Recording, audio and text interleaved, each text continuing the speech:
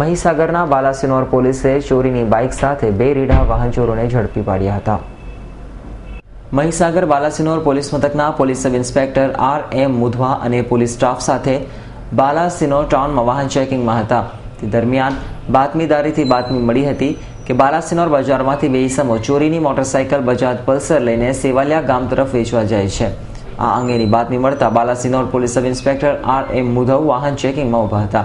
તે સમય દરમિયાન બાલાસિનોર બજારમાંથી 2 ઇસમો બજાજ પલ્સર મોટર લઈને આવતા તેને રોકીને જરૂરી કાગળો માંગતા પોતાની પાસે કાગળો નહીં હોવાનું જણાવતા તેમનું નામઠામ પૂછતા તેમણે પોતાના નામ આશિફ બેગ, ફેઝ બેગ મિર્ઝા, સોહેલ ખાન, ઝરીફ ખાન પઠાણ આ બંને રહેઠાણી બાલાસિનોર તળાવ દરવાજા આ બંને આરોપીને આ નંબર વગરની મોટરસાયકલ બાબતે વધુ પૂછપરછ કરતા તેમણે આણંદ ટાઉન હોલ વિસ્તારમાંથી ચોરી કરેલની કબૂલાત કરી છે.